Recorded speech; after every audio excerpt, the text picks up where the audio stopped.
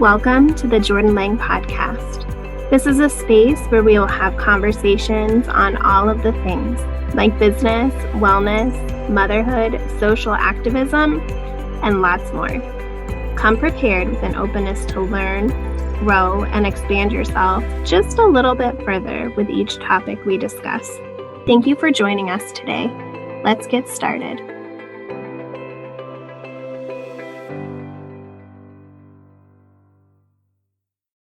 Hello, if you are watching this, I'm a hot mess. If you're listening, I'm still a hot mess. You just can't see me. I first recorded this episode in, I believe, September of this year. And by the time this is airing, it will be December. And I specifically, even in the recording, said, oh, this is going to be coming out in October. Oh, sweet Jordan from a couple months ago. We moved very quickly, like physically moved houses, to be in the district where my kids now attend school. And it's just been kind of chaotic ever since. So I feel like the episode you're going to listen to, I just wanted to record a little message beforehand and just say that a lot of the tips that I share in here, I really had to put into place because I don't have like a consistent village, I guess I could say, which because I've been putting those things into place since September, I'm creating one. And it's been really neat to look back and see where I've been receiving support, and being able to reflect back it's always helpful, I think, in being able to be like, okay, I really am not alone, as I feel a lot of the time. So all of that to say, I just want to share, you're going to hear me say it at least once, maybe twice, about us, it being October when this episode airs and all of that, and, looking for a house, and we've since moved. And yeah, just this is always a reminder for myself to give myself just a little extra grace, a little extra love. And so I'm sharing that with you as well. Be gentle with yourself, especially this time of year. For those of us in the Northern Hemisphere, it is, getting too cold and a little dreary and whatnot. But just know that I'm sending you so much love, and I'm looking forward to being back consistently with posting or sharing videos, and not videos necessarily if you don't watch them on YouTube, but my podcast episodes with you. I've got lots of really great ideas and lots of things that I want to share. And so thank you for being here, and I'm just sending you so much love. Hello, and welcome back to the Jordan Lang Podcast. I'm so glad you're here. You may be wondering where the heck I have been. It's been several months since my last episode, and I was all excited because I was like, hey, I'm starting a new season, a new process. Gonna get a little bit more real and, share different aspects of my life and all of the things. And then shit kind of hit the fan in my family and personal life. And so here we are now. By the time this episode comes out, it's going to be October. So it's been some time.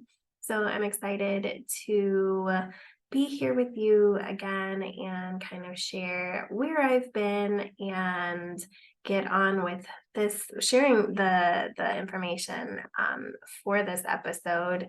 which I've titled When There Is No Village, which actually, ironically enough, this was the episode that I had coming out in May. And then, like I said, or April, one of the dates in the spring, and then things kind of happened fast. But I'm excited to dive into it and kind of share what I've learned and some tips that have helped me. But first, let's go ahead and do an intuitive card pull in this space. I'm using Denise Lynn's Sacred Traveler Oracle cards.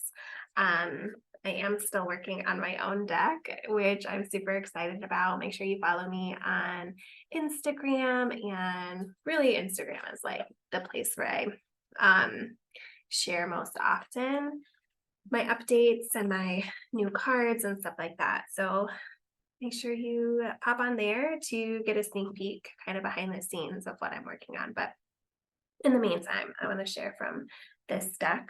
The card that came through, it's Solitude. In silence, peace prevails.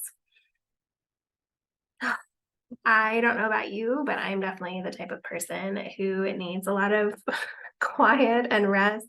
And as a mom of 3 kiddos,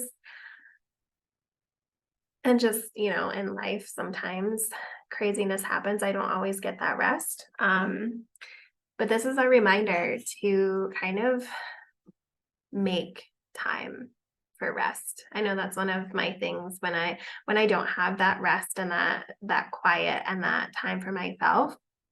I start projecting that onto other people. And so I'm more quick to be resentful toward Brian or, my kids because they're not doing enough and but really when I sit with what I'm missing, I'm not taking that time for myself or making that time for myself. So let's read the description in case there's something else that comes through for you as you're listening or watching. So solitude, in silence, peace prevails.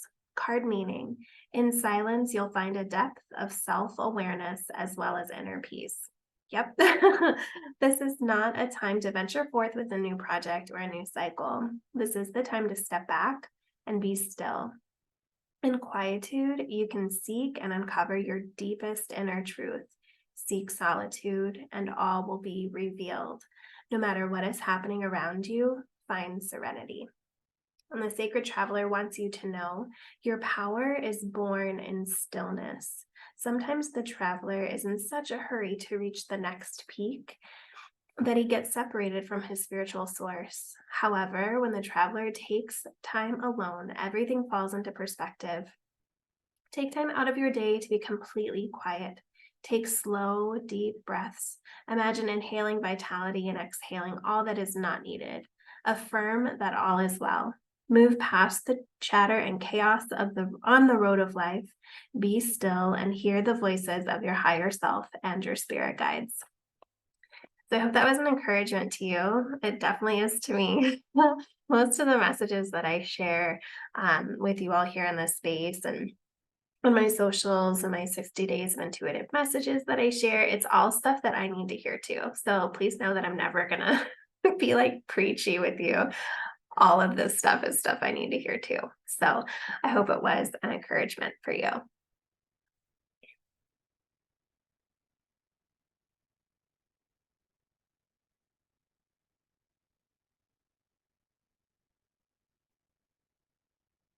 All right, so diving into this episode 16, When There's No Village. First, I want to start with sharing with you where I've been. There's been a lot going on with my family, and they're not my stories to share, so I'm not going to go into detail. But I had to put the podcast on the back burner just to focus on my mental health and well-being as I was in this caregiver role. And I mean, I had to put a lot more than just the podcast on the back burner, to be totally honest. But that was one of the main things. I was like, where can I where can I create a bit more space in my life for the things that I need? And the podcast was one of those things. Um, I also am in the process of transitioning from my part-time office job into going back to doing my own thing. And right now, I'm not exactly sure what that looks like. I have some ideas, but anytime I'm like trying to brainstorm, I keep getting the message to rest and to trust. Those are two things that I'm not that great at. I'm not that great. I want to know what to be doing. I want to know where to put my focus and my energy and my time. And I just keep getting this resounding message to rest and to trust. So I'm doing my best to do both of those things.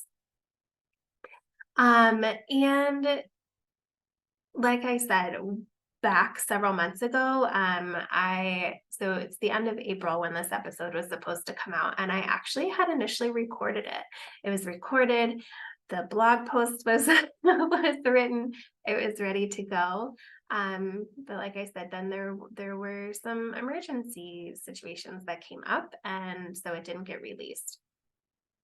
So I really want to chat about the very, very real aspect for many parents that I know. Um, and it's having no village to help you raise your family. So, this episode, I am going to be primarily speaking from the perspective of a mother because I am a mother, but this is applicable to fathers, parents in general, if you don't identify as male or female.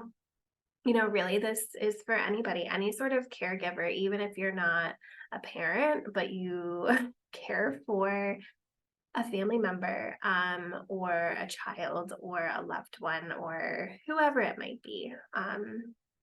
I hope that this episode is an encouragement to you and that you find that you're not alone in this experience. But it is a very, very real thing. I see it a lot on TikTok. I see it a lot in, different spaces that I'm in on social media and in general in conversations that I have with other parents is, they tell us it takes a village, but where the hell is this village? Like, where is it? Not all of us are privileged enough to have these villages because it is a privilege. If you have support, that's amazing. And please know that you are blessed. Um, so that doesn't mean that you don't feel sometimes that you don't have your village. I'm not saying that at all.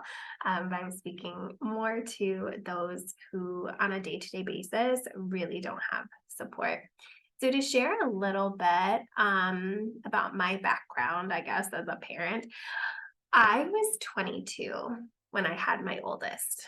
I was I was still a baby myself. I was a child. I mean, sure, at 22 is an adult, but let's be honest, millennials at 22 are not adults yet. And so it's almost like I was growing up as I was becoming a parent. So at age 22, I had my first child. And my parents were very supportive and very helpful, and I'm incredibly grateful for the support that they provided. And I was very, very blessed to have my parents there to help support. I was 30 when I had my last child. He is 7 now. So 22 with my oldest, 25 with my middle, and then 30 with my youngest. And my parents, were still very helpful and, doing as much as they could to help with watching the kids or, being there for things that I needed to make sure I had my time to myself and all of those things. And then when I was 31, before my youngest turned 1, we moved to Utah and from Ohio. USA to Utah, USA. And that's when things began to change. So my current my current reality, I'm lonely a lot. A lot. And because of certain boundaries that I have put into place, it does cause there to be little to no family connection and support. Um, all that to say, you can recognize that you've put boundaries into place, like speaking from, from personal experience, like I put boundaries into place and I can still like acknowledge that um I'm lonely and feel unsupported. Even if I don't want to say self-inflicted, but even if it's like due to choices that I personally and my family have personally made, I can still like grieve the loss of support, even if I know, like, if those boundaries weren't there, would I have a bit more support? Probably. Is it going to be beneficial for me and my family in the long run? No. Um, so I can recognize that part of where I'm at right now is due to boundaries that we have in place. Um, so I really had to sit with my reality, especially so when we had the family emergencies come up the end of April into May and really throughout all of the summer and into even the beginning of the school year, I really had to sit with what I need support wise, what I'm open to support wise, and really just begin to call it in because this isn't it. Like I'm already burnt out. I'm already at the point of exhaustion, crying most days, just because I'm overwhelmed and I'm burnt out and I can't keep like this isn't sustainable. It wasn't sustainable back in April, May, and it certainly isn't now. Um, and my go-to when I'm out of alignment, when I'm not focused on my self-care, is resentment and martyrdom, playing the victim, basically. And that's not who I want to be. That's not, I want to be empowered and I want to know that I have choices in life, that things don't happen to me, that I choose who I who I am, and who I present as every day. And not because of situations that I mean, obviously I can't control everything, right? Like we can't control everything that happens to us, but we can always choose our reaction to things.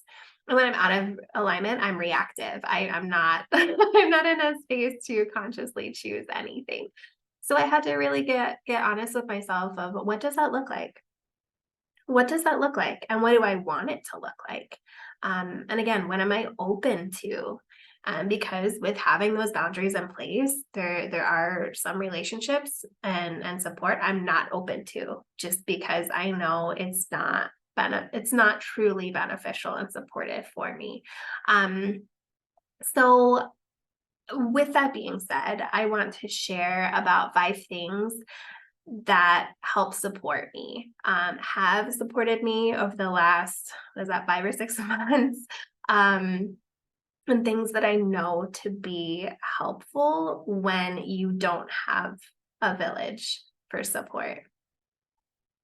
So the first thing is therapy. I am of the belief that everyone can benefit from therapy. I'm not talking about a life coach, which life coaches are great. That's not what I'm talking about with this specifically for therapy. I'm not talking about going and talking to your pastor or talking to, you know, whatever.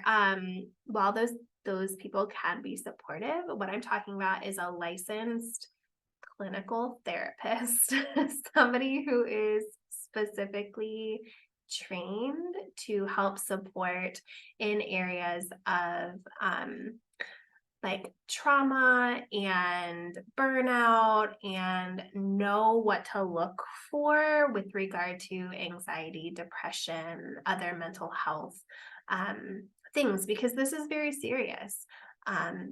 Mental health is very, very serious. So make sure if you're going to therapy, it's a licensed clinician, somebody who is specifically trained and receives ongoing training to help support you. Um, and I understand, because I'm in this position too, that unfortunately the United States um, health insurance is not, it's not great. It's not, with high deductibles and things of that nature. It's, if you have coverage, I do encourage you to go. If you don't, look for those who maybe do a sliding scale, or that kind of thing. I know several different offices, at least in my area in Ohio here, who do offer a sliding scale payment plans, things like that. Because as much as you're able to, even if it's once a month, I encourage you to receive support through therapy. The next is regular connection with friends. This is one that for me, as a 37-year-old adult, I struggle with making friends. I think some of it is my upbringing, some of it, I'm trying to work through why that is, why, at least until recently, I've struggled with making friendships, and it can be difficult. So do your best to reach out to those, even if it's just one person, two people, regular connection with friends, because I think it's that isolation, that feeling that you're alone in what you're experiencing.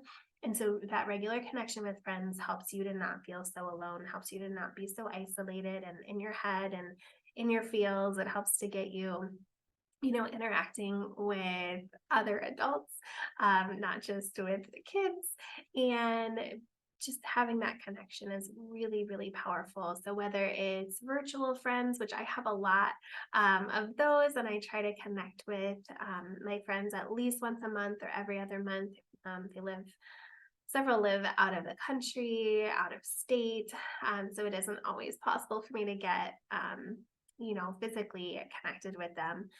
But I have reconnected with some friends, you know, just in the last month or so, and it's been phenomenal, and it's been really, really helpful.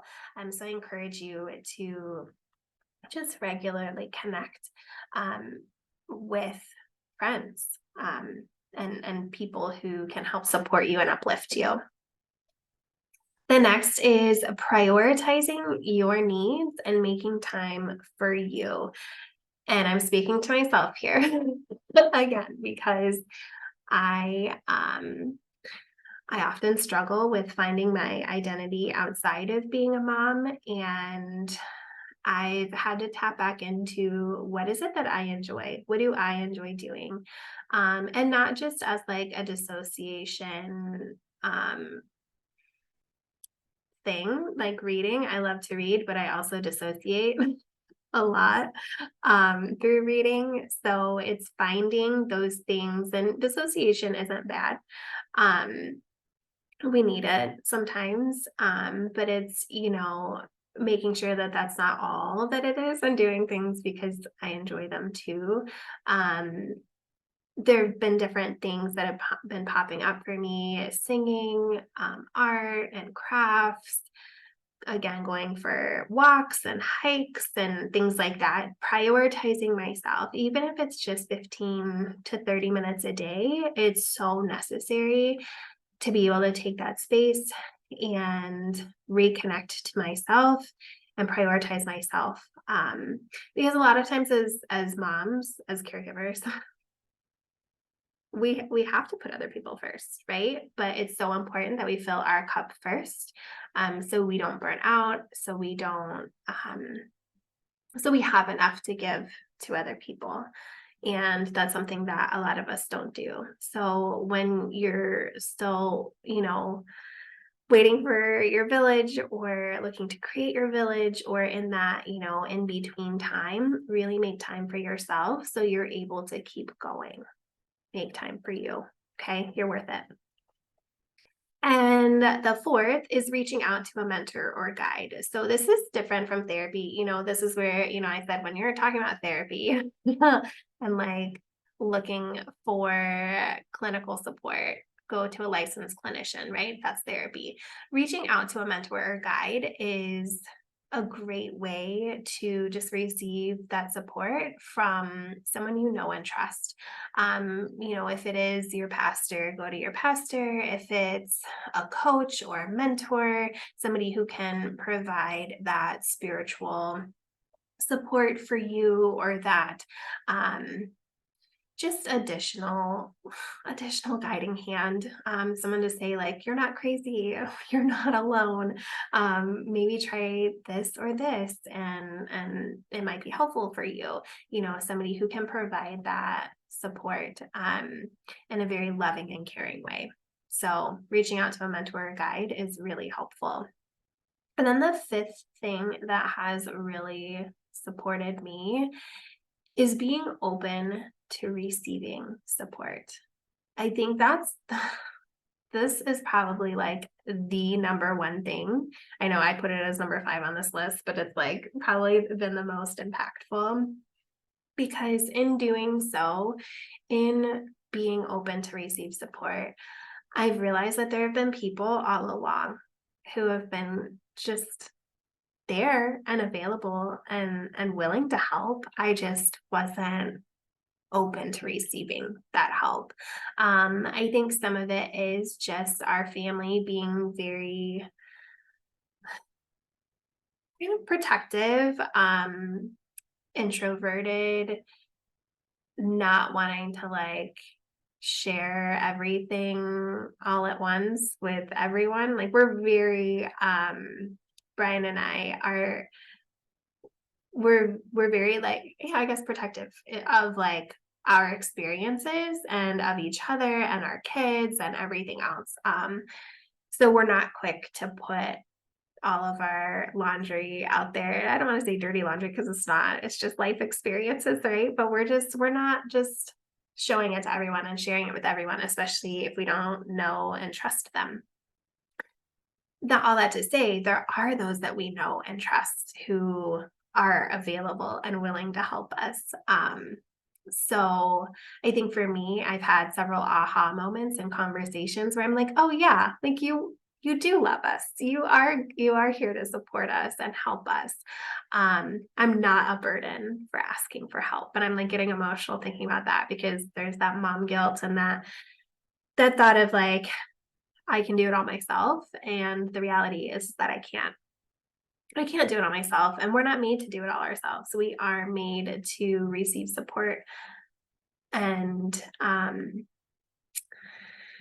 encouragement and love from other people. And we're not made to do it all alone. So be open to receiving that love and that support from others because there are those in your life right now who are willing to step in and help however you need them to.